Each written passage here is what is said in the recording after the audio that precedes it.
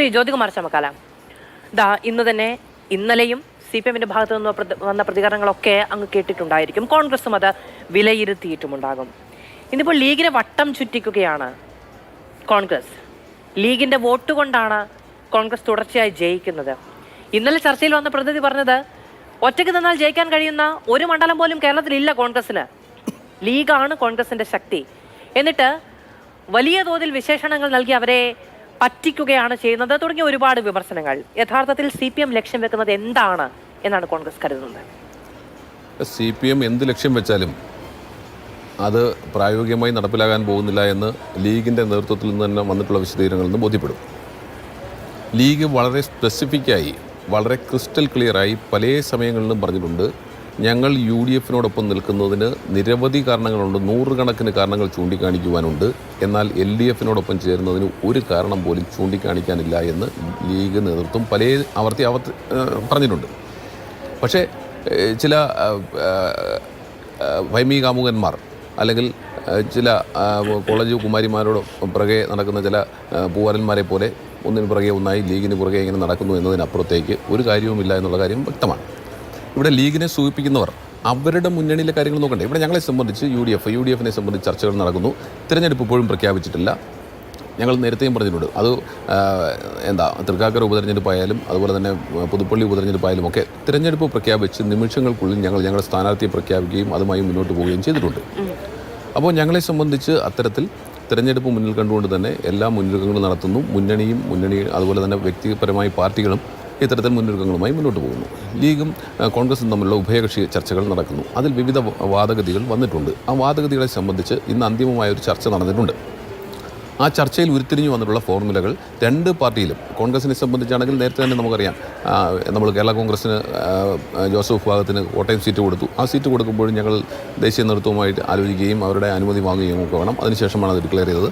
അതുപോലെ തന്നെ കൊല്ലത്ത് RSPക്ക് സീറ്റ് കൊടുത്തപ്പോഴും അതിനെ സംബന്ധിച്ചൊരു ചർച്ച നടത്തേണ്ടതുണ്ട്. ആ ചർച്ചയൊക്കെ നടത്തിയതിന് ശേഷമാണ് കൊടുത്തുള്ളത്. ഇപ്പോൾ ഈ വിഷയത്തിലും ഇന്ന് ഉരുത്തിരിഞ്ഞ് വന്നിട്ടുള്ള ഫോർമുല ഉൾപ്പെടെ ദേശീയ നേതൃത്വവുമായി ആലോചിച്ച് ഞങ്ങൾക്ക് തീരുമാനമെടുക്കണം. അതുപോലെ തന്നെ ലീഗിൻ്റെ സംസ്ഥാന അധ്യക്ഷൻ സ്ഥലത്തില്ല. അദ്ദേഹം വന്നതിന് ശേഷം അദ്ദേഹത്തിൻ്റെ നേതൃത്വത്തിൽ പാർട്ടിയുമായി കൂടിയാലോചന നടത്തി പാർട്ടിയിലെ ഈ അഭിപ്രായങ്ങൾ പ്രസൻറ്റ് ചെയ്തതിന് ശേഷം ഒരു തീരുമാനത്തിലേക്ക് എത്തണം. സ്വാഭാവികമായി അത് മറ്റന്നാൾ ഉണ്ടാകും. ഇനി ഒരു ചർച്ചയുടെ ആവശ്യമില്ല. കാരണം ഞങ്ങൾ പരസ്പരം ഒരു ഏകദേശ ഫോർമുല രൂപപ്പെട്ടിട്ടുണ്ട്. പക്ഷേ രണ്ട് പാർട്ടികളിലും ഔദ്യോഗികമായി ചർച്ച ചെയ്ത് ആ പാർട്ടികളുടെ തീരുമാനത്തിൻ്റെ അടിസ്ഥാനത്തിൽ മാത്രമാണ് ജനാധിപത്യപരമായി അത്തരം കാര്യങ്ങൾ തീരുമാനിക്കാൻ കഴിയുമെന്നുള്ളതുകൊണ്ട് ഏതായാലും ചൊവ്വാഴ്ച കൂടി അതിന് തീരുമാനം ഉണ്ടാകുമെന്ന് പറഞ്ഞിരിക്കുന്നു. മാത്രമല്ല, ഇന്ന് പ്രതിപക്ഷ നേതാവ് മാധ്യമങ്ങളോട് പറഞ്ഞപ്പോൾ കോൺഗ്രസിൻ്റെ സ്ഥാനാർത്ഥി നിർണ്ണയവുമായി ബന്ധപ്പെട്ട നടപടികളിലേക്ക് 27-ാം തീയതി മുതൽ കടക്കുകയാണെന്നും ഇലക്ഷൻ കമ്മിറ്റി കൂടുകയും അതുപോലെ തന്നെ ഞങ്ങളുടെ സ്ക്രീനിങ് കമ്മിറ്റി കൂടുകയും ഒക്കെ ചെയ്യുന്നതിനെ സംബന്ധിച്ചൊക്കെ വ്യക്തമായി പറഞ്ഞിട്ടുണ്ട്. അപ്പോൾ ഏകദേശം ധാരണയായിട്ടുണ്ട്. പക്ഷേ ആ ധാരണകൾ രണ്ട് പാർട്ടിയിലും ഒരിക്കൽ കൂടി ചർച്ച ചെയ്ത് 27-ാം തീയതി ലീഗിന്റെ തീരുമാനം പുറത്തു വന്നാൽ പിന്നീട് കോൺഗ്രസിന്റെ UDF-ന്റെ മൊത്തം തെരഞ്ഞെടുപ്പ് സ്ഥാനാർത്ഥികളെ പറ്റി ഒരു തീരുമാനത്തിലേക്ക് പോകാമെന്നുള്ളതാണ്. അപ്പോഴും മുന്നിൽ നിൽക്കുന്നത് ഈ ലീഗിന്റെ തീരുമാനം തന്നെയാണ്. സ്വാഭാവികമല്ല. ഒരു മുന്നണിയാകുമ്പോൾ ആ മുന്നണിയിലെ ഘടകകക്ഷികൾ, കോൺഗ്രസ് നേതൃത്വം നൽകുന്ന മുന്നണി, രണ്ടാമത്തെ കക്ഷി എന്ന നിലയിൽ ലീഗ്, അവർ തമ്മിലുള്ള പ്രശ്നങ്ങൾ സംസാരിച്ച് അവർ തമ്മിൽ ഉഭയകക്ഷി ചർച്ച നടത്തി അതിൽ തീരുമാനം ഉണ്ടായിട്ട് വേണ്ടി അവരവരുടെ സ്ഥാനാർത്ഥികളെ തീരുമാനിക്കും. കോൺഗ്രസ് ഈ ചർച്ചയിലുടനീളം, അതായത് ഈ സീറ്റ് വിഭജന ചർച്ചയിലുടനീളം മൂന്നാം സീറ്റ് ഇല്ല എന്നൊരു നിലപാട് തന്നെയാണോ സ്വീകരിച്ചത്? ഞാൻ അതിലേക്ക് വരാം. അതിനുമുമ്പ് പറഞ്ഞു തീർക്കേണ്ട കാര്യങ്ങളുണ്ടല്ലോ. താങ്കൾ എന്നോട് ആദ്യം ചോദിച്ച ചോദ്യങ്ങൾ ഇപ്പോഴും അവശേഷിക്കല്ലേ? CPM-ന്റെ പ്രതിനിധികൾ വന്നിരുന്നിട്ട് പിന്നെ ലീഗിന് അർഹമായത് കിട്ടിയില്ല എന്നൊക്കെ പറഞ്ഞതിനെ സംബന്ധിച്ചുള്ള താങ്കളുടെ ചോദ്യം ഇപ്പോഴും ഏറെ നിൽക്കല്ലേ? ഞാനൊന്ന് തീർത്തോട്ടെ. അപ്പോൾ അതുമായി ബന്ധപ്പെട്ട് നോക്കൂ, ഇവിടെ LDF-ന്റെ അവസ്ഥ എന്താണ്? LDF നമ്മളത് പറയണമല്ലോ. നമ്മൾ കോൺഗ്രസിനെയും ലീഗിനെയും ഇങ്ങനെ വിമർശിക്കുവാനും അല്ലെങ്കിൽ ഞങ്ങളുടെ ചർച്ചകളെ സംബന്ധിച്ച് കൂടുതൽ ഇടപെടാനും അവിടെ നിന്നുകൊണ്ട് ആരാ സംസാരിക്കുന്നത്? EP ജയരാജനെ പോലുള്ളവരാണ്. അത് നടക്കട്ടെ. ഏതായാലും അവർ ചർച്ച ചെയ്യുമ്പോൾ LDF-ൽ എന്ത് ചർച്ചയാണ് ഉണ്ടായിട്ടുള്ളത്? LDF കൂടി പറയുന്നു, ഞങ്ങൾ പിന്നെ 4 സീറ്റ് കേരള കോൺഗ്രസിന് കൊടുക്കുന്നു, 4 സീറ്റ് CPIക്ക് കൊടുക്കുന്നു, 1 സീറ്റ് കേരള കോൺഗ്രസിന് കൊടുക്കുന്നു, ബാക്കി ഞങ്ങൾ മത്സരിക്കുന്നു. അതിനപ്പുറത്തേക്കുള്ള തിരിഞ്ഞു പോകാം. ആദ്യമായിട്ടല്ലേ കോൺഗ്രസ് കേരളത്തിൽ ഒരു സോഷ്യലിസ്റ്റ് പ്രസ്ഥാനം അല്ലെങ്കിൽ ജനതാദൾ, ഇപ്പോഴത്തെ RJDക്ക് സീറ്റില്ലാതെ പോകുന്നത്? അവർ പറഞ്ഞു ഞങ്ങൾ ആദ്യമായിട്ടാണ് ഇപ്പോൾ മത്സരിക്കാതെ പോകുന്നത്, ഞങ്ങൾക്കൊരു സീറ്റ് വേണം എന്ന് പറഞ്ഞിട്ട് അതിനെക്കുറിച്ചൊന്നും ചർച്ച ചെയ്യാൻ LDF തയ്യാറായോ? അത് പരസ്യമായി പറഞ്ഞില്ലേ ജോർജ് വർഗീസ്? അതിനെ സംബന്ധിച്ച് വർഗീസ് ജോർജ് സംസാരിച്ചതിന് ശേഷം എന്തെങ്കിലും ഒരു ചർച്ച നടത്തിയേട്ടോ അതിലെ CPM-ന്റെ അഭിപ്രായവും പരസ്യമായി നമ്മൾ കേട്ടോ? ഇല്ലല്ലോ. അവിടെ എന്ത് ജനാധിപത്യമുള്ളത്? മാത്രമല്ല, നോക്കൂ, ജനതാ അത്തരത്തിൽ RJD അത്തരത്തിൽ അവകാശം ഉന്നയിച്ചു. അവർ അവരുടെ പിന്നെ ബോർഡ് കോർപ്പറേഷനുകളിലെ ചെയർമാൻ സ്ഥാനവും മെമ്പർ സ്ഥാനവും ഒക്കെ അവർ ഉപേക്ഷിക്കുകയാണെന്ന് വരെ പരസ്യമായി പറഞ്ഞു. അതിനെ സംബന്ധിച്ച് ചർച്ച നടത്തി. ബോർഡ് കോർപ്പറേഷൻ രാജിവെക്കുന്നതുമായി ബന്ധപ്പെട്ട വിവാദം വന്നപ്പോൾ അതിനെക്കുറിച്ച് LDF കൺവീനർ ചർച്ച ചെയ്തതല്ലാതെ അവർ ആത്യന്തികമായി ഉന്നയിച്ച അടിസ്ഥാനപരമായ പ്രശ്നത്തെക്കുറിച്ച് അവർ ചർച്ച ചെയ്തിട്ടുണ്ടോ? മാത്രമല്ല, പലപ്പോഴും അവരുടെ മുന്നണിയിൽ നിന്നുള്ള പാർട്ടികൾ വിട്ടുപോയിട്ടുള്ളത് ഇത്തരത്തിലുള്ള സീറ്റ് ഏകപക്ഷീയമായി ഏറ്റെടുക്കലിൻ്റെ ഭാഗമായിട്ടല്ലേ. ആദ്യം RSPക്ക് ഉണ്ടായിരുന്ന ലോക്സഭാ സീറ്റ് എടുത്തു, പിന്നീട് അവർക്കുണ്ടായിരുന്ന രാജ്യസഭാ സീറ്റ് ഏറ്റെടുത്തു. അതിനുശേഷം വന്ന രാജ്യസഭാ സീറ്റ് ലോക്സഭാ തെരഞ്ഞെടുപ്പിൽ സീറ്റ് കൊടുക്കണമെന്ന് പറഞ്ഞ് കൊടുക്കാത്തതുകൊണ്ടല്ലേ അവർ മുന്നണി വിട്ടുപോയത്. ഇതേ RJD തന്നെ ഇതിൻ്റെ പൂർവ്വരൂപം ജനതാദൾ. ആ ജനതാദൾ LDF വിട്ട് UDFിലേക്ക് വന്നത് എന്തുകൊണ്ടാണ്? അവർക്ക് അർഹതപ്പെട്ട സീറ്റ് കൊടുക്കാത്തതിന്റെ പേരിലല്ലേ. ഇപ്പോഴും അവരെ നോക്കൂത്തിയാക്കി നിർത്തിയിരിക്കല്ലേ.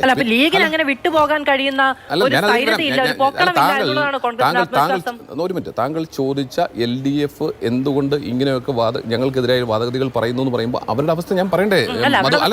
ഒന്നുകൂടെ പറഞ്ഞ അവസാനം ഒറ്റ കാര്യം കൂടി. അവരുടെ കൂട്ടത്തിലാണല്ലോ JDS അവർ സീറ്റ് കൊടുക്കുമോ? JDS ഇപ്പോൾ എവിടെയാണ്? JDSന്റെ അഖിലേന്ത്യാ അധ്യക്ഷൻ ആരാണ്? JDSന്റെ അഖിലേന്ത്യാ അധ്യക്ഷൻ ഇപ്പോഴും ദേവഗൗഡയാണ്. ദേവഗൗഡ BJPയുടെ ഭാഗമാണ്. അപ്പോൾ BJPയുടെ ഭാഗമായിട്ടുള്ള ഒരു പാർട്ടിയുടെ മന്ത്രി CPMന്റെ മന്ത്രിസഭയിൽ LDF മന്ത്രിസഭയിൽ ഇരിക്കെ ആ പാർട്ടിയുടെ നിലപാട് എന്തായിരിക്കും ഈ പാർലമെന്റ് തെരഞ്ഞെടുപ്പിൽ? ആ പാർട്ടി ആർക്ക് വേണ്ടി വോട്ട് പിടിക്കും? ആ പാർട്ടിയുടെ ദേശീയ നേതാക്കന്മാർ സംസ്ഥാനത്ത് വന്നാൽ ആർക്ക് വേണ്ടി വോട്ട് പിടിക്കും? ഇവിടുത്തെ ആ പാർട്ടിയുടെ കൊടി ഇപ്പോൾ ഈ സംസ്ഥാനത്ത് മന്ത്രിസഭയിലുള്ള കൃഷ്ണൻകുട്ടിയുടെയും അതുപോലെ തന്നെ MLA ആയിട്ടുള്ള മാർട്ടി T. തോമസിൻ്റെയും പാർട്ടിയുടെ കൊടി അത് NDAയോടൊപ്പം കിട്ടുമോ LDFിനോടൊപ്പം കിട്ടുമോ? ഇതിനെക്കുറിച്ചൊക്കെ നിങ്ങൾ ആദ്യം മറുപടി പറയുന്നത്. അതിനെക്കുറിച്ച് ക്ലാരിറ്റി വേണം. അതിനെക്കുറിച്ചൊരു ക്ലാരിറ്റി വേണമെന്ന് പറയാനുള്ള ആർജവം പോലും ഇല്ലാത്ത CPM. അതിനെക്കുറിച്ചൊരു ക്ലാരിറ്റി വേണമെന്ന് ഞാൻ പറയുന്നത് ദേശീയ തല ഒരു പാർട്ടിയുടെ അഖിലേന്ത്യാ അധ്യക്ഷൻ ഇപ്പോഴും ദേവഗൗഡ തന്നെയാണല്ലോ. അവർ അത് നിഷേധിക്കുന്നല്ലോ. ആ ദേവഗൗഡ ഇപ്പോൾ എവിടെയാണ്? BJPയോടൊപ്പമാണ്. ആ പാർട്ടി സംസ്ഥാനത്ത് ആരോടൊപ്പമാണ്? മന്ത്രിസഭയിലാണ്.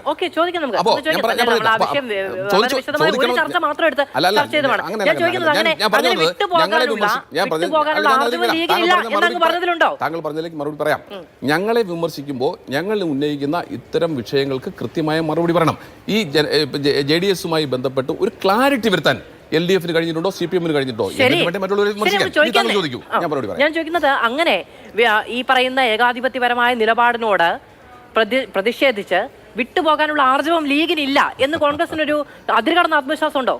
ഒരിക്കലുമില്ല. എന്താ അങ്ങനെയൊക്കെ ചിന്തിക്കുന്നത്? ഞങ്ങളെ സംബന്ധിച്ച് ഞങ്ങളുടെ മുന്നണിയിലെ സഖ്യകക്ഷികൾ ഞങ്ങളെല്ലാവരും നോക്കൂ, ഫോർവേഡ് ബ്ലോക്കുമായിട്ട് പോലും ഈ പാർലമെന്റ് തെരഞ്ഞെടുപ്പുമായി ചർച്ച നടത്തിയ പ്രസ്ഥാനമാണ് ഇന്ത്യൻ നാഷണൽ കോൺഗ്രസ്. UDFിന്റെ മുഖ്യ കക്ഷി എന്ന നിലയിൽ ഫോർവേഡ് ബ്ലോക്കുമായി നിങ്ങൾക്കറിയാമല്ലോ. ഫോർവേഡ് ബ്ലോക്കിനെ സംബന്ധിച്ച് പാർലമെന്റിലേക്ക് സീറ്റ് കൊടുക്കില്ലെന്നോ അല്ലെ അസംബ്ലിയിലേക്ക് സീറ്റ് കൊടുത്തിട്ടില്ലെന്നോ ഒക്കെ നമുക്കറിയാം. അവരുമായി പോലും ഞങ്ങൾ ഈ വിഷയങ്ങളെ സംബന്ധിച്ച് ചർച്ച ചെയ്തിട്ടുണ്ട്. ആ ഉഭയകക്ഷി ചർച്ചകൾ എല്ലാ ഘടകകക്ഷികളുമായി മാന്യമായി സംസാരിക്കുകയും അതിന്റെ ഭാഗമായി തീരുമാനമെടുക്കുകയും ചെയ്യും. ഇവിടെ വലിപ്പച്ചെറുപ്പമില്ലാതെ ലീഗും കോൺഗ്രസും UDFിന്റെ അവിഭാജ്യ ഘടകങ്ങളാണ്. ഞങ്ങൾ തമ്മിൽ ഒരു പൊരുത്തക്കേടുമില്ല. യോജിച്ചു പോകുന്നവർ. ഞങ്ങൾ കൂട്ടായി കാര്യങ്ങൾ തീരുമാനിക്കുന്നവരാണ്. ഏകാധിപത്യപരമായി തീരുമാനിക്കുന്നതല്ല. ഏക വ്യക്തി അധിഷ്ഠിതമായിട്ടുള്ള ഒരു മുന്നണിയല്ല ഞങ്ങളുടേത്.